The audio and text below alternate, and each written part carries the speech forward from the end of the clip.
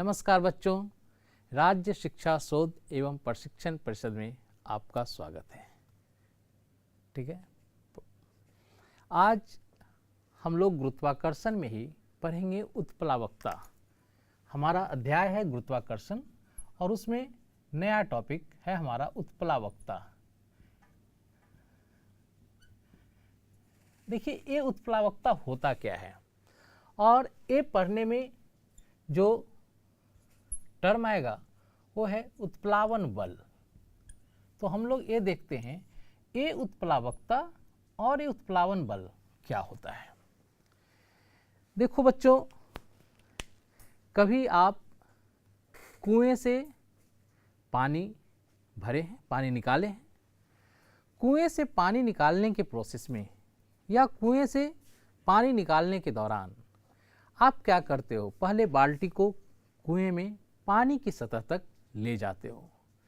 तुम गौर करना, जैसे ही पानी के सतह पर बाल्टी जाती है, तुम्हारा बकेट जाता है, अचानक उसका भार घट जाता है, अचानक उसका वेट घट जाता है। कभी सोचे हो ऐसा क्यों होता है? या आप ऐसा कर सकते हो, एक बाल्टी लो, उसमें पानी भर लो और उसमें आप ग्लास को डुबाओ। जब आप ग्लास को डुबाना चाहोगे तो आप महसूस करोगे कि कोई बल है जो उसको ऊपर की तरफ प्रेस कर रहा है, ऊपर की तरफ प्रेस कर रहा है, ऊपर की तरफ उसको धकेल रहा है। तो जैसे ये मान लो कोई बकेट है, इसमें इस पे कोई बॉडी रखा हुआ है, आप इसको पुश करो। जैसे ही आप इसको नीचे की तरफ धकेलते हो तो आप देखते हो कि ऊपर की तरफ कोई तुम्हें धकेल रहा है। ये जो ऊपर की तरफ धकेल रहा है यही बल है उत्प्लावन बल। ये जो ऊपर की तरफ लगने वाला बल है यही है तुम्हारा या हमारा उत्प्लावन बल। ठीक है, और यह जो किसी भी द्रव का या फ्लूइड का यह जो स्वभाव है इसको हम लोग कहते हैं उत्प्लावकता। ठीक है, अब देखिए आर्किमिडीज ने सबसे पहले दिया उत्प्लावकता का सिद्धांत। तो यदि कोई पूछे उत्प्लावन बल क्या होता है, तो उत्प्लावन बल जब किसी वस्तु को किसी द्रव में डुबाया जाता है तो उस पर ऊपर की तरफ एक बल महसूस होता है जो द्रव के द्वारा लगाया जाता है, उसको हम लोग कहते हैं उत्प्लावन बल। और यह जो गुण है द्रव का उसको हम कहते हैं उसकी उत्प्लावकता। ठीक है, अब क्या यह जो गुण है केवल लिक्विड में ही रहता है?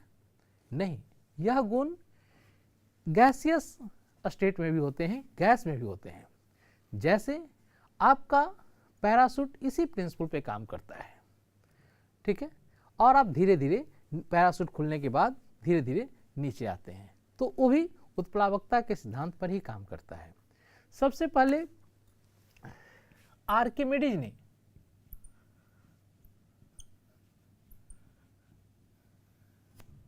हमें उत्प्लावकता के सिद्धांत के बारे में बताया। तो आर्किमिडीज ने क्या कहा?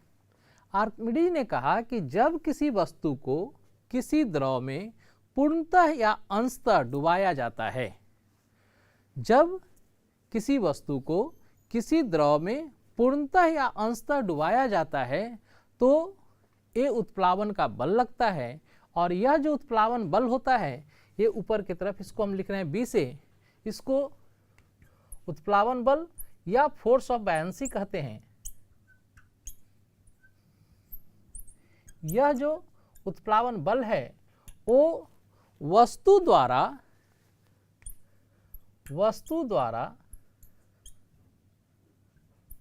हटाए गए द्रव के भार के बराबर होता है। भार के बराबर होता है। ये उत्प्लावन बल कितना होता है? तो वस्तु द्वारा हटाए गए द्रव के भार के बराबर होता है। स्वाभाविक है, एक ही वस्तु को आप अलग अलग द्रव में डुबाएंगे तो ये हो सकता है कि वो वस्तु हर जगह बराबर आयतन या द्रव के बराबर आयतन को हटाए। स्वाभाविक है, इस वस्तु का आयतन फिक्स है, इस वस्तु का आयतन निश्चित है, ये अपना शेप नहीं बदल रहा है, ये वस्तु ठोस है, तो इसको हम किसी भी द्रव में डुबा रहे हैं तो इसका आयतन फिक्स है, निश्चित है, तो ये उतना ही जगह उस द्रव में भी लेगा, पहली चीज।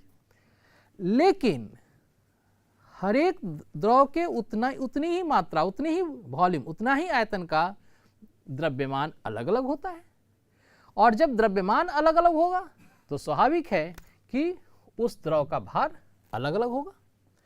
ऐसे force of buoyancy equal to या बायन्ट फोर्स या कहें उत्प्लावन बल इक्वल टू हम लिख सकते हैं V, जहां V हमारा क्या है, हटाए गए द्रव का आयतन, द्रव का आयतन। मैंने क्या कहा कि फोर्स ऑफ बायन्सी होता है हटाए गए द्रव का भार। तो देखिए, इसमें हम यदि डेंसिटी से मल्टीप्लाई कर देते हैं, ठीक है, ये रो हमारा डेंसिटी हो गया, यदि हम डेंसिटी से मल्टीप्लाई कर देते हैं या इसको हम कहें घनत्व, घनत्व से हम गुना कर देते हैं तो ये हमारा हो गया क्या, देखिए आयतन गुने घनत्व, ये हो गया हमारा मास। हमें क्या चाहिए, वस्तु द्वारा हटाए गए द्रव का भार, तो mg होता है, तो ये मास हो गया, द्रव्यमान हो गया, मीन्स इतना इंटू जी। अब देखिए, सारे द्रव का डेंसिटी घनत्व अलग अलग होगा, तो घनत्व अलग अलग होगा तो उसी वस्तु को, सेम वस्तु को यदि अलग अलग द्रव में हम डुबाते हैं तो उस पर लगने वाला उत्प्लावन बल अलग अलग हो सकता है, अलग अलग होगा, हो सकता है और होगा। यदि दोनों लिक्विड का, दोनों द्रव का घनत्व समान है तो वस्तु समान है, वॉल्यूम भी समान है, और जी तो सबके लिए समान हो ही गया जिस जगह पे हमें प्रयोग कर रहे हैं। तो स्वाभाविक है कि यदि दोनों द्रव का घनत्व समान होगा तो फिर उस वस्तु पर लगने वाला उत्प्लावन बल भी समान होगा, लेकिन द्रव बदलने से, यानी कि उसका घनत्व बदलने से अलग अलग उत्प्लावन बल आएगा। ये थी हमारी उत्प्लावकता। इसके बाद हम लोग देखते हैं आगे घनत्व। इसमें हमारा आया घनत्व, हम लोग घनत्व को देखते हैं। तो देखिए, हम लोग जब उत्प्लावकता पढ़ रहे थे तो उसमें एक टर्म आया घनत्व। एक घनत्व क्या होता है, तो किसी भी वस्तु के इकाई आयतन का जो द्रव्यमान होता है उसी को हम लोग कहते हैं घनत्व। यानी कि घनत्व इक्वल टू, देखिए जैसे ही इकाई आए, मान लो कि किसी वस्तु का आयतन है V,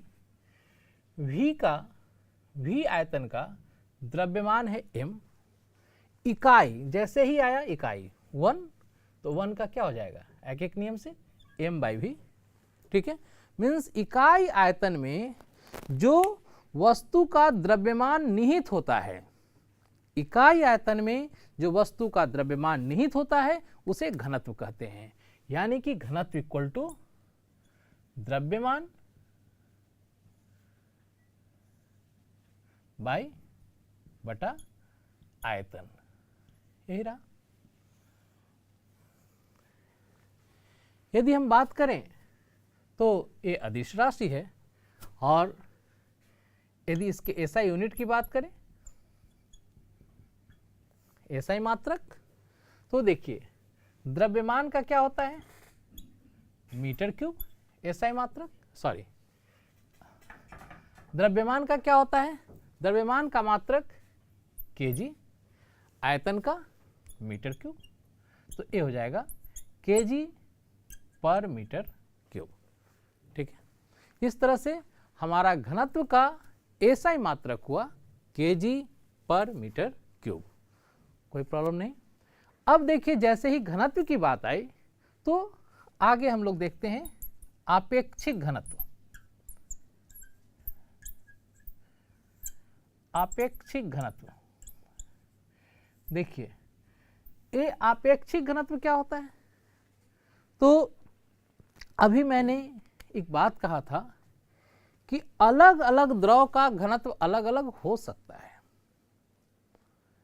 और अलग अलग द्रव में उत्प्लावन बल अलग अलग होता है।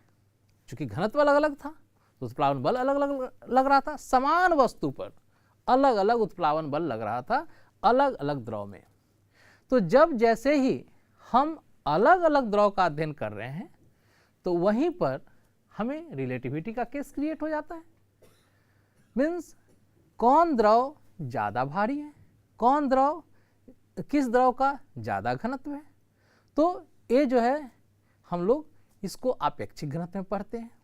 तो आपेक्षिक घनत्व जो है वो आप किसी भी घनत्व को, किसी भी वस्तु के घनत्व को आप जल का जो घनत्व है उससे डिवाइड कर दीजिए, या हम कहें कि आपेक्षिक घनत्व जो होता है वो एक अनुपात है वस्तु का घनत्व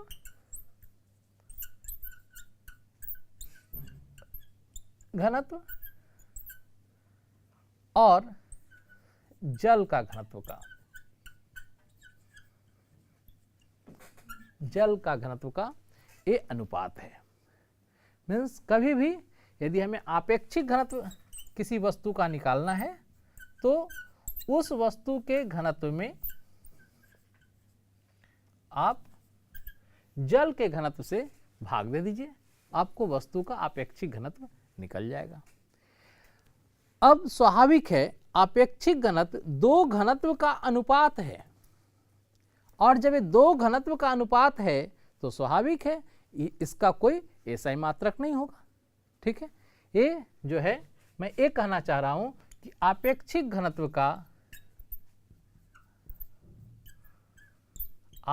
घनत्व का कोई मात्रक नहीं होगा। घनत्व मात्रक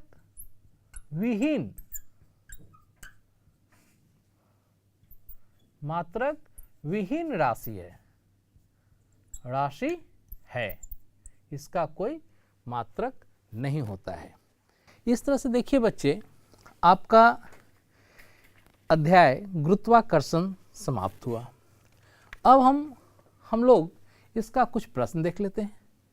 ठीक है, जो आप इस चैप्टर के अभ्यास के लिए दिया हुआ है। जैसे देखिए हमारा फर्स्ट क्वेश्चन है, यदि दो वस्तुओं के बीच की दूरी को आधा कर दिया जाए तो उनके बीच गुरुत्वाकर्षण बल किस प्रकार बदलेगा। यदि दो वस्तुओं के बीच की दूरी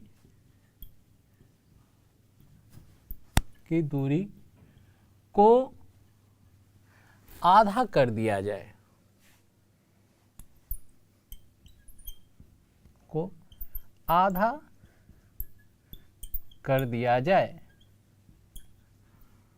तो गुरुत्वाकर्षण बल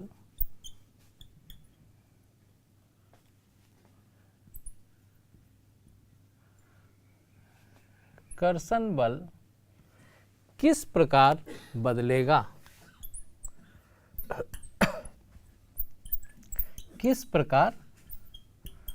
बदलेगा।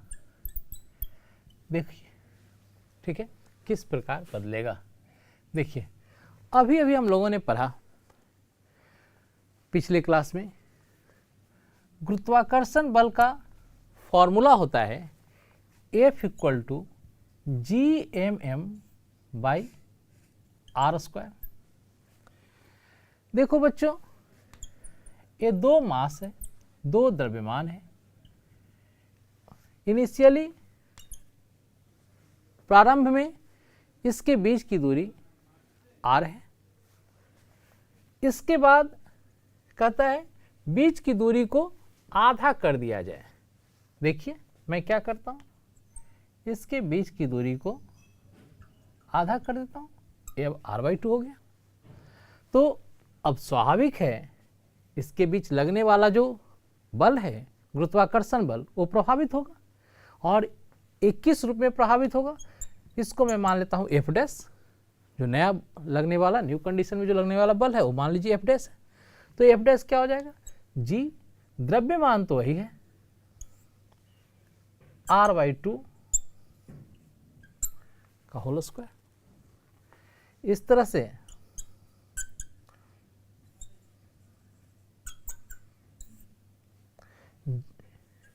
ये देखिए r²/4, 4 ऊपर चला गया। तो अब देखिए मीन्स यह जो बल है वो देखो बच्चों, पहले Gmm/r² इंटू 4, यानी कि पहले जो बल लग रहा था उसका 4 गुना हो जाएगा। पहले जो बल लग रहा था उसका ये 4 गुना हो जाएगा। ठीक है, यही था आपका क्वेश्चन नंबर फर्स्ट। देखिए इसके बाद हम लोग देखते हैं क्वेश्चन नंबर सेकंड। ये सभी वस्तुओं पर लगने वाला गुरुत्वीय बल उनके द्रव्यमान के समानुपाती होता है। ठीक है, स्वाभाविक है किसी भी वस्तु पर लगने वाला जो गुरुत्वीय बल है वो द्रव्यमान का समानुपाती होता है। ठीक है, तो हम लिख सकते हैं जैसे F directly proportional to M। ठीक है, फिर एक भारी वस्तु हल्की वस्तु के मुकाबले तेजी से क्यों नहीं गिरती। तो फिर जो है दोनों वस्तु को यदि साथ साथ गिराया जाए, हल्की वस्तु और भारी वस्तु को, तो तेजी से क्यों नहीं गिरती। देखिए प्रश्न संख्या 2,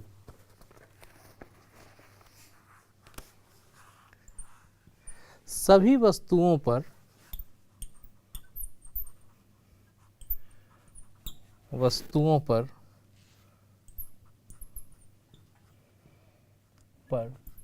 लगने वाला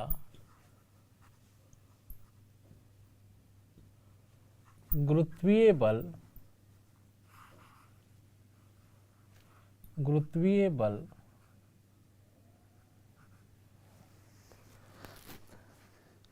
द्रव्यमान का समानुपाती होता है। द्रव्यमान का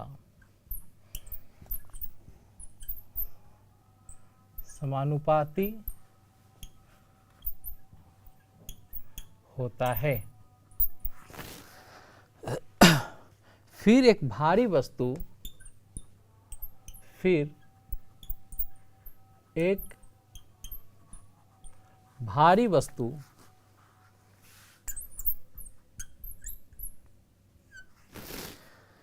हल्की वस्तु के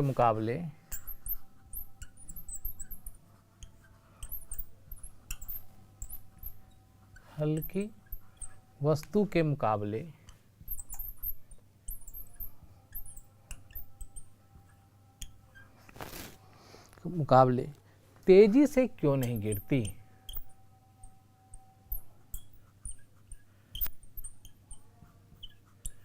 क्यों नहीं गिरती। ठीक है, सबसे पहले तो ये कोई भी ऑब्जेक्ट है, इसको हम ग्रेविटी के अंदर हम इसको छोड़ते हैं। तो देखिए जैसे ही हमने इसको गिरने के लिए छोड़ा, इनिशियल स्पीड, ये फ्री फॉलिंग का केस आ गया। ठीक है, इनिशियल वेलोसिटी, इनिशियल स्पीड जो है इसका क्या हो गया, प्रारंभिक वेग 0। अब देखिए इस पे नीचे की तरफ एक्सीलरेशन लग रहा है, त्वरण लग रहा है g। स्वाभाविक है कि यदि इसे h डिस्टेंस कवर करना है तो इसका फॉर्मूला होता है h = ut + ½ gt²। अब देखिए यहाँ से हमारा u 0, तो a टर्म पूरा 0 हो गया। अब देखिए जब a टर्म 0 हो गया तो h = हमारा आ जाएगा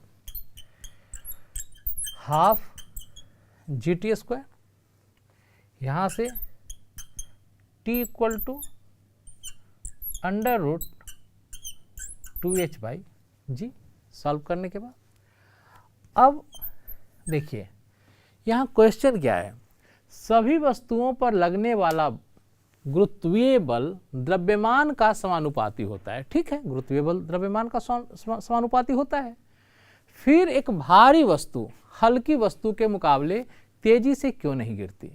देखिए जैसे ही गिरने का केस है, जैसे ही गिरने की बात आई तो वहाँ पर गिरने के लिए या वस्तु की स्पीड के लिए जिम्मेवार होगा त्वरण, एक्सेलरेशन।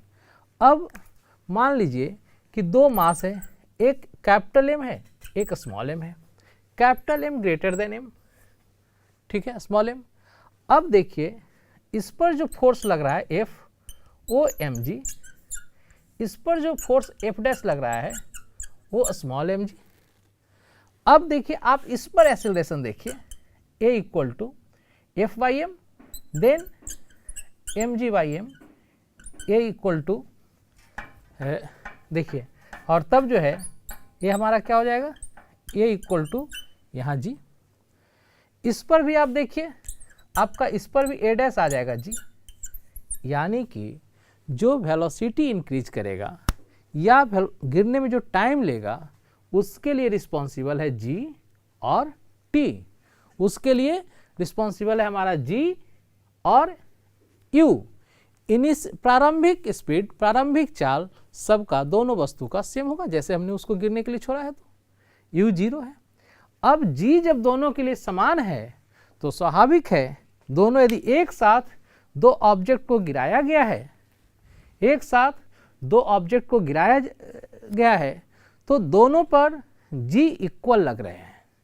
यदि हम हवा का प्रतिरोध बल को इग्नोर करें, उसको हम कैलकुलेशन में ना लें, तो नीचे की तरफ दोनों का एक्सीलरेशन सेम है और इसलिए दोनों साथ साथ गिरेगा, दोनों सेम टाइम में नीचे गिरेगा।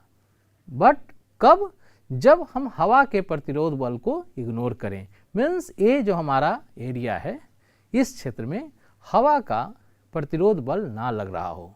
और ठीक यही कंडीशन है कि आप एक नीचे क्लासेज में पढ़े होंगे, नीचे की कक्षाओं में, कि किसी कंकर और पंख को, चिड़िया की पंख को जब निर्वात में गिराया जाता है तो दोनों साथ साथ क्यों आते हैं?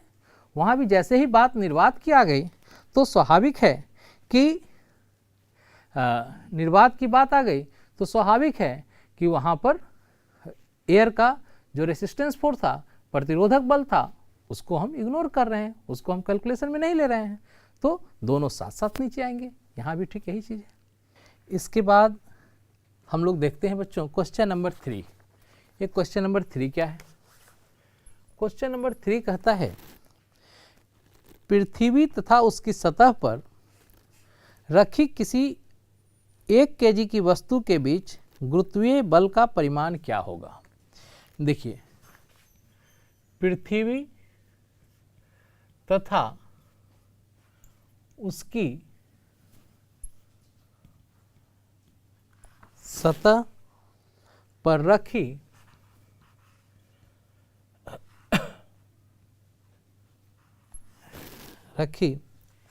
किसी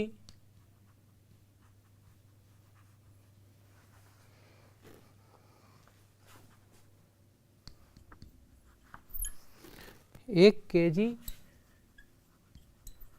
की वस्तु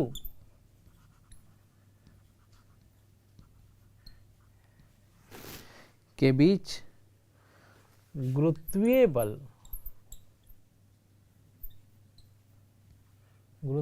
बल का परिमाण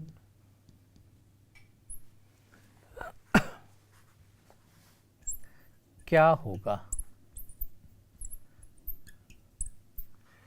देखिए पृथ्वी का द्रव्यमान दिए हुए,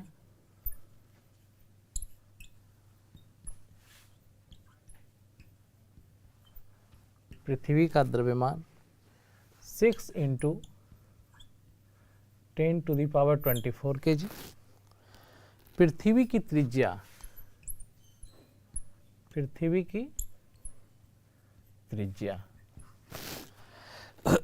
6.4 इंटू 10⁻6 मीटर। ठीक है, ऐसा दिया हुआ है। देखिए बच्चों, पृथ्वी तथा उसकी सतह पर रखी किसी 1 kg की वस्तु के बीच गुरुत्वीय बल का परिमाण क्या होगा? ये प्रश्न है। पृथ्वी का द्रव्यमान दिए हुए है और पृथ्वी की त्रिज्या दिए हुए है। सबसे पहले देखिए, ए पृथ्वी, इस पे रखी कोई वस्तु, इसका मास 1 kg, ए इसका सेंटर, ए पृथ्वी की तुलना में इसका मास का जो शेप होगा वो बिल्कुल बिंदुवत होगा। ठीक है, यानी कि दोनों के बीच की जो दूरी होगी उसको हम इसके रेडियस के बराबर ले सकते हैं। अब देखिए हमारा फॉर्मूला क्या है, हमें इसके बीच लगने वाला गुरुत्वीय बल निकालना है, गुरुत्वाकर्षण बल निकालना है। तो F इक्वल टू हम लोगों ने पढ़ा है Gmm/r²। यहाँ हमारा ये कैपिटल R है, त्रिज्या के बराबर ये दूरी है दोनों के केंद्र के बीच। G का वैल्यू 6.67 इंटू 10⁻11 इंटू m, देखो am मैं ले रहा हूँ पृथ्वी का मास और स्मॉल m ले रहा हूँ वस्तु का मास। तो पृथ्वी का mass 6 into 10⁻24 into 1 by r, 6.4 into 10⁻6, then इसका स्क्वायर। और तब देखा जाए, सबसे पहले इस तरह जब हमें सॉल्व करने हो तो 10 टू द पावर को एक जगह कर दीजिए। जैसे 10⁻6 का स्क्वायर ये हो जाएगा 10⁻12 और दिस इज 10⁻24। इसको ऊपर ले जाएंगे तो ये 10⁻12 माइनस में चला जाएगा। देखिए मैं इसको इस तरह से लिख दे रहा हूँ 6.67 into 6 by 6.4 into 6.4 and now this is 10⁻11 plus 10⁻24 plus 10⁻12 तो ऊपर -12। और तब देखिए ये सॉल्व करने के बाद आ जाएगा 6.67 इंटू 6 बाई 6.4 इंटू 6.4 इंटू, देखिए -11 -12 -23 प्लस 24 इंटू 10। इस तरह से एक कैलकुलेट करने के बाद आ जाएगा 9.77 न्यूटन। ठीक है, इसके बाद नेक्स्ट क्वेश्चन हम लोग देखेंगे, क्वेश्चन नंबर 4। देखिए क्वेश्चन नंबर 4 क्या कहता है, पृथ्वी तथा चंद्रमा एक दूसरे को गुरुत्वीय बल से आकर्षित करते हैं। स्वाभाविक है, सौरमंडल के जितने भी या ब्रह्मांड में सारे प्लैनेट्स वगैरह जो भी है सब आकर्षित करते हैं। क्या पृथ्वी जिस बल से चंद्रमा को आकर्षित करती है वह बल उस बल से जिससे चंद्रमा पृथ्वी को आकर्षित करती है बड़ा है या छोटा है या बराबर है? बताइए क्यों। तो जैसे देखिए बच्चे, क्वेश्चन नंबर 4 कहता है, क्वेश्चन नंबर 4, पृथ्वी तथा चंद्रमा, पृथ्वी तथा चंद्रमा को एक दूसरे को गुरुत्वीय बल से आकर्षित करते हैं। एक दूसरे को गुरुत्वीय बल से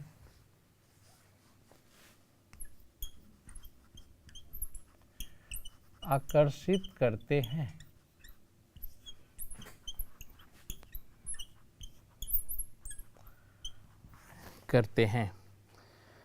क्या पृथ्वी जिस बल से चंद्रमा को आकर्षित करती है, क्या पृथ्वी जिस बल से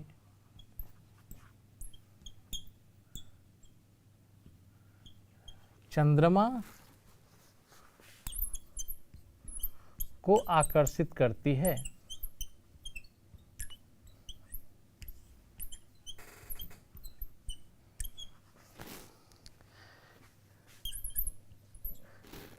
है, वह बल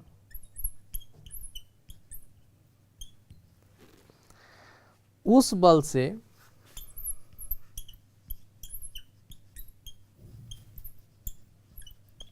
से जिससे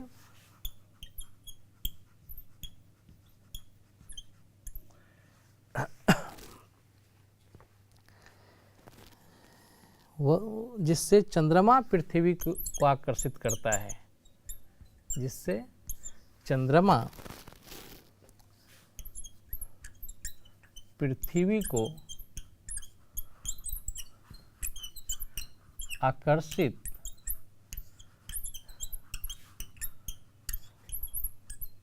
करता है, बड़ा है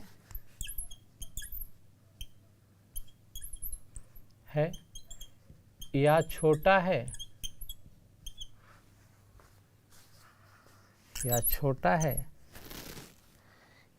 या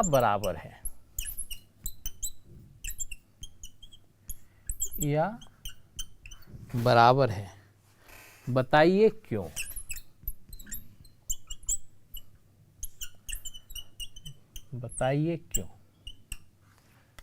देखिए, अब कह रहा है कि जैसे ये मान लो अर्थ है और ये चंद्रमा है, ये मून है, ठीक है, ये चंद्रमा है। अब स्वाभाविक है, हम लोगों ने पढ़ा है, ए इसको यदि F4 से खींच रहा है तो ए भी इसको F4 से खींचेगा। और इसके जस्ट पहले के अध्याय में न्यूटन्स लॉ ऑफ मोशन यही है, न्यूटन का गति नियम, हर एक क्रिया के बराबर विपरीत और समान प्रतिक्रिया होती है। स्वाभाविक है, इसलिए जितना फोर्स ए इस पे लगाएगा उतना ही फोर्स ऑपोजिट डायरेक्शन में ए इस पर लगाएगा। इसलिए दोनों के बीच यदि हम डिस्टेंस r ले लें तो ए F1 और ए F2 दोनों फोर्स बराबर होगा और इसका वैल्यू होगा g। यदि कैपिटल M स्मॉल m ले लें इनका मास तो capital M into small m by r square, ठीक है। ये Newton's third law of motion से दोनों फोर्स इक्वल और अपोजिट होंगे और इस तरह से ये दोनों फोर्स बराबर होंगे, ना कोई छोटा होगा ना बड़ा होगा। और इसी तरह से आज की कक्षा यहीं पर समाप्त करते हैं। फिर हम लोग मिलेंगे अगले प्रश्न के साथ अगली कक्षा में। तब तक के लिए बच्चों नमस्कार।